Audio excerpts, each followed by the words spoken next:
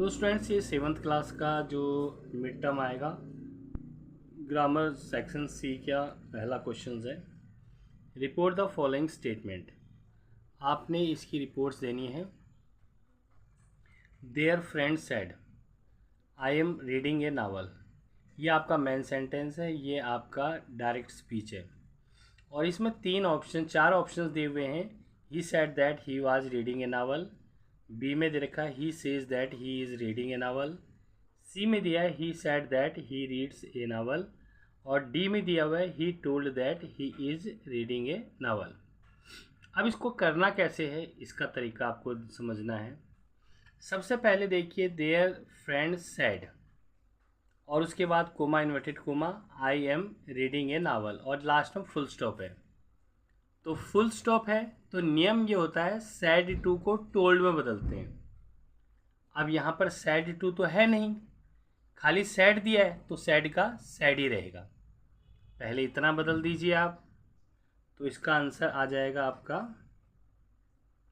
There friend said. Their friend said, said आ गया। अगर यहाँ पर सैड टू होता तो इस सैड की जगह आ जाता आपका टोल्ड। इस चीज़ का जरूर ध्यान रख लेना। अब इस सेंटेंस में तो नहीं है, आगे सेंटेंसों में आ सकता है। उसके बाद इस कोमा की जगह लगाते हैं दैट। हमेशा ध्यान रख लेना, अगर लास्ट में फुल स्टॉप हो तो कोमास की जगह हमेशा दैट का प्रयोग होता है। तो देयर फ्रेंड सेड दैट। अब आ गया ये आई आपका फर्स्ट पर्सन है, सब्जेक्ट के अनुसार बदलता है। नियम हमारा होता है फर्स्ट पर्सन सब्जेक्ट के अनुसार बदलता है, सेकंड पर्सन ऑब्जेक्ट के अनुसार बदलता है और थर्ड पर्सन नो चेंज। अब फर्स्ट पर्सन क्या होता है, सेकंड क्या होता है, थर्ड क्या होता है। अगर आई माई मी ये फर्स्ट पर्सन हो गया, यू योर ये सेकंड पर्सन, ही सी दे ये थर्ड पर्सन। अब यहाँ पर जो है देयर फ्रेंड ये आपका सब्जेक्ट है, सैड किससे कहा, वो जिसको भी इसने कहा है वो ऑब्जेक्ट होता है। तो आई आपका फर्स्ट पर्सन है, सब्जेक्ट के अनुसार बदलेगा। तो यहाँ पर क्या है,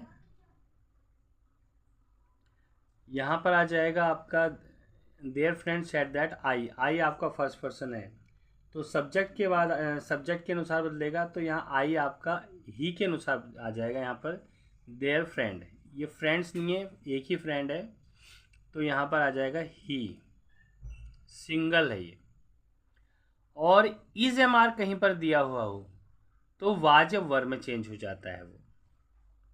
इनके रूल्स आप याद कर लीजिए कि अगर यहाँ पर इज एम आर हो तो वाज वर में चेंज होता है, हैज है हो तो हैड में चेंज होता है, डू नॉट डज नॉट हो तो डिड नॉट में चेंज होता है, कैन या मे हो तो कुड और माइट में चेंज होता है। तो ये सारे रूल्स आप जब तक याद नहीं करोगे तब तक इसको करने में आपको परेशानी होगी। तो रूल्स ज़रूर याद कीजिएगा। तो ही वाज, रीडिंग का रीडिंग आ जाएगा आपका, ए का ए, नावल का नावल आ जाएगा। तो ये पहला सेंटेंस आपका बना दिया। अब ये देखिए कि इन चारों ऑप्शंस में कौन सा ठीक है। Their friend said that he was reading a novel, तो their friend said that, sorry यहाँ पर देयर नहीं आना था, वैसे ही लिखा था, ये गलती से यहाँ पर ही सेड आना था। तो चलो देयर फ्रेंड है, यहाँ देयर फ्रेंड तो नहीं दे रखा है तो यहाँ पर ही आ जाएगा आपका, यहाँ पर आपका ही है। तो इस हिसाब से सेंटेंस बनेगा। अब देखिए क्या बना, यहाँ भी देयर फ्रेंड की जगह ही आ जाएगा। तो he said that he was reading a novel, तो यहाँ पर कौन सा ठीक बन रहा है, he said that he was reading a novel. A बिल्कुल एग्जैक्ट है तो इसका आंसर जो है वो ए आपका ठीक है। तो ए ऑप्शंस आपका एग्जैक्ट है।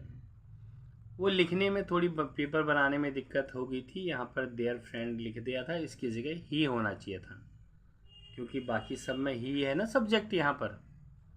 ओके स्टूडेंट्स, तो अब आपको समझ आ गया होगा किस तरह इसको आप करते हैं। तो टोटल यहाँ पर 4 क्वेश्चन होंगे और 4 ही मार्क्स के होंगे। जो क्वेश्चन होंगे ना, ये ऐसे ही 4 दिए जाएंगे और 4 मार्क्स के होंगे। तो अभी मैं एक एक करके करवा रहा हूँ आपको, आप समझ लीजिए किस तरह से आते हैं। अब एक सेकंड इसका पार्ट्स दिया हुआ है। Report the following, he asked can I borrow your pen. अब ये मेन क्वेश्चंस दिया हुआ है, ये आपका डायरेक्ट है और यहाँ पर ए बी सी डी ये 4 ऑप्शंस दिए हुए हैं, ए बी सी और डी। इसमें से कौन सा ठीक है ये आपको बताना है। तो सबसे पहले देखिए ही आस्क्ड, अगर लास्ट में क्वेश्चन मार्क होता है तो सैड या फिर सैड टू आस्क्ड में चेंज होता है, ये तो क्लियर सी बात है। तो इसका ठीक है, यहाँ पर आ जाएगा आपका ही आस्क्ड। और उसके बाद कोमा आता है। कोमा की जगह मैंने आपको पिछले वाले सेंटेंस में बताया था, कोमा की जगह आपको दैट यूज करना है उस कंडीशन में जब लास्ट में फुल स्टॉप था, मगर यहाँ लास्ट में तो क्वेश्चन मार्क है, तो इसलिए आप यहाँ पर लगाएंगे इफ। अगर यहाँ पर क्वेश्चन मार्क हो तो इफ लगता है। और क्वेश्चन मार्क की भी 2 कंडीशंस होती हैं। अगर यहाँ पर कोई WH फैमिली का मेंबर हो, जैसे व्हाट, वेयर, हाउ, तो इफ नहीं लगता है, वही WH फैमिली का मेंबर इफ की जगह आ जाता है। तो यहाँ पर आ जाएगा ही आस्क्ड इफ। और ये पहला जो आपका क्वेश्चन मार्क, ये हेल्पिंग वर्ब है, ये आपकी कैंसिल हो जाती है। अब आपका आई फर्स्ट पर्सन है, सब्जेक्ट के अनुसार बदलेगा। सब्जेक्ट इसमें है ही, तो यहाँ लिखेंगे ही।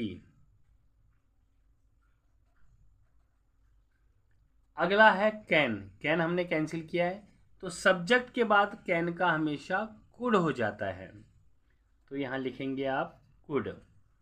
तो he asked if he could बोरो।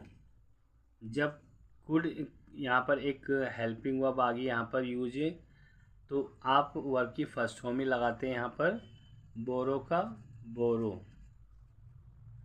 अब योर, आई बदला ही में, योर किस में बदलेगा? योर आपका सेकंड पर्सन है, तो ऑब्जेक्ट के अनुसार बदलेगा। ऑब्जेक्ट उसने मुझसे कहा, तो यहाँ पर माई आएगा। योर किस में चेंज हो जाता है? माई के अंदर। तो यहाँ लिखेंगे माई और पेन का पेन आ जाएगा। अब ये देखिए इसका आंसर कौन से ऑप्शंस को फॉलो कर रहा है।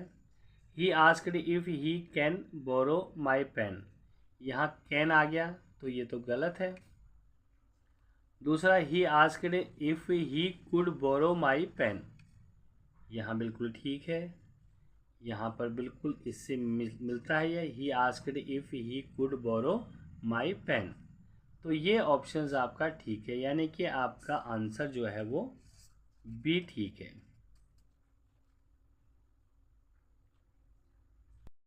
तो इसका तीसरा क्वेश्चन है, देखिए choose the correct punctuation sentences. अब यहाँ से आपको करेक्ट पंक्चुएशन सेंटेंस छांटने हैं। तो ये देखिए पहला दे रखा है, do you like tea comma coffee comma और मिल्क। यहाँ पर देखिए ये do you like tea comma coffee और मिल्क, तो इसमें भी कोमा लगाया है इन्होंने, और कॉफ़ी में भी कोमा लगाया है, और फिर और मिल्क और क्वेश्चन मार्क है। पहला वर्ड कैपिटल आता है, ये तो बिल्कुल ठीक है। लास्ट में क्योंकि क्वेश्चन मार्क है इसलिए क्वेश्चन मार्क लगा दिया, ये भी ठीक है। टी के बाद भी कोमा लगेगा और कॉफ़ी के बाद भी कोमा लगेगा। थोड़ा और भी चेक कर लेते हैं। तो do you like tea coffee comma और मिल्क, तो देखिए टी और कॉफ़ी 2 डिफरेंट थिंग्स हैं, तो बीच में कोमा आना चाहिए, तो इसलिए टी के बाद कोमा लगेगा यहाँ, ये गलत है। ठीक है। अगला देखिए do you like tea coffee और मिल्क, तो ये तो आपका गलत था। Do you like tea coffee और मिल्क, तो कॉफ़ी के बाद कोमा लगना चाहिए था, इसमें नहीं लगा है तो ये भी गलत है। अगला डू यू लाइक टी, और इसमें क्वेश्चन मार्क भी नहीं दे रखा है वैसे भी। अगला do you like tea, coffee और मिल्क, इसमें सारा कुछ ठीक है बट ये हेल्पिंग वर्ब से स्टार्ट क्वेश्चन है तो यहाँ क्वेश्चन मार्क आना चाहिए था, तो ये भी गलत है। तो यानी कि हमारा ए ऑप्शंस बिल्कुल ठीक है।